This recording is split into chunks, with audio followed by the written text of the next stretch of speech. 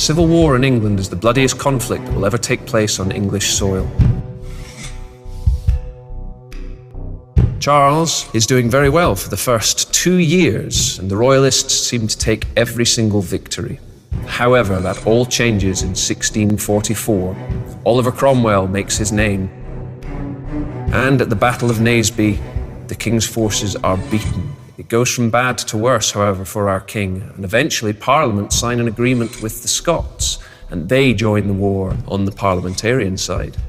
Charles tries to negotiate with them as well, however, is taken prisoner.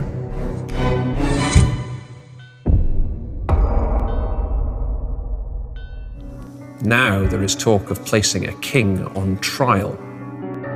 The country once again is divided. Who could place a king on trial?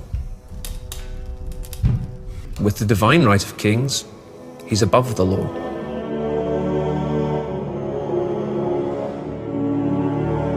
It's a hugely unpopular decision to place a king on trial.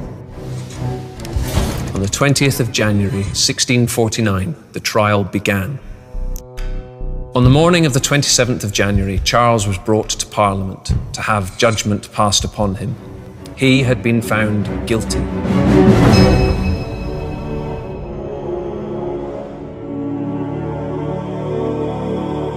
He tried to speak a word but was silenced by John Bradshaw, the head of the proceedings.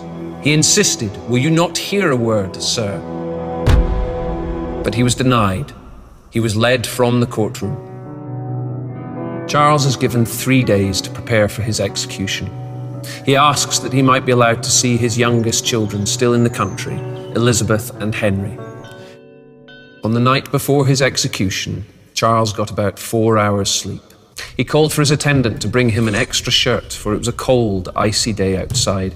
He wouldn't want anyone in the crowd thinking he shivered out of fear. If Charles felt any nerves at this moment, he hid them well. He conducted himself with strength and decorum. This was such an unpopular decision to execute a king. The new model army had been posted to hold the crowd back. He told his executioner that he would say his last prayers, and when he stretched out his arms, he was ready to die. Charles lay himself down upon the floor. He said his last prayers, stretched out his arms. The axe fell.